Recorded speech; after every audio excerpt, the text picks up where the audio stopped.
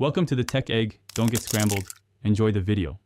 You start by signing into the Google account that will store your photos, then open Google Photos and enable backup and sync right away. Make sure to choose the upload size, original if you need full resolution, high quality to save space. Once done, pick whether to upload on Wi-Fi only or allow mobile data. Also, select folders to back up from your device so upload begins immediately. These first steps get your files moving into Google's cloud without delay. Once uploads begin, you manage how they behave and how you find images later. You can view storage to see available GB and upgrade Google One if you need more room. Make albums and add descriptions for consistent organization.